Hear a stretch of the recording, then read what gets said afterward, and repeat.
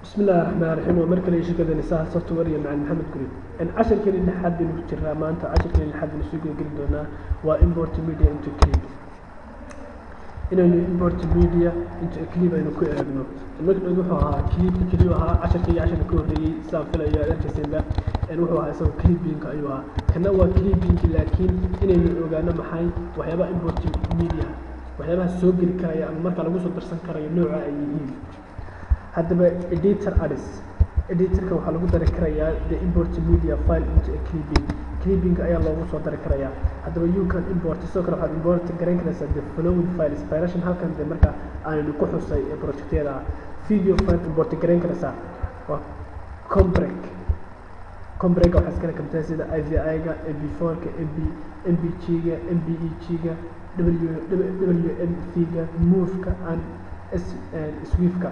intaas ayaad ku soo media garaysaa yani soo gashan karaysaa media wala wada garaya maanayo import wala wada garaya wallahi sorry amiin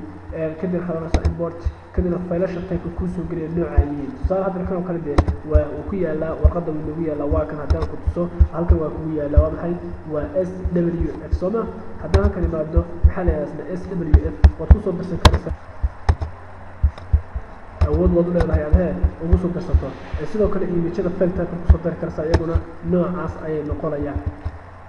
sidoo kale audio iyaga noocan ku soo dari kartaa import into clip inuu ku soo import garayno into editor select the clip tab tag select the import media ay browser select the file ay file ka rato dalbo sal span soo qaatay to import hold control shaqabo select the root files marka file fara badan aan rabo sida aan soo import garaynayo marka hore hal file ayaa tusay laakiin hadda xoranayo import markaan baad tusaale sawirradana aan rabaa control shaqabanaya click bananaya kadib xoranayo open wayna same time soo wada galan saddex sawir baa kuwa saddex sawir baa same time soo wada galayaan hal waqti ayay soo wada galayaan I click the media appears into a clip wuxuu kaga soo muuqanayaa maxay media uu kaga muuqanayaa marka saa tagto shayga uu soo wada dalbato to add a clip to a video drag the clip from the clipping into the timeline or right click the clip and add to timeline intaan casharka hore ku soo sharaxayo marka doonaysa inaad ku soo darsato right click the add to timeline ama soo jiid oo wada keen intaas wadaba waad awoodaa waad nagu soo dari kartaa mar walba wadooyinka inaad xusto ama aad iska indha-indhaysan aad ay muhiim kugu tahay casharka kulmaanaya waa casharka halkaas inoo ku yakan doona weelaya casharka soo socda fadlan wixii markaa casharadii ku horeeyeen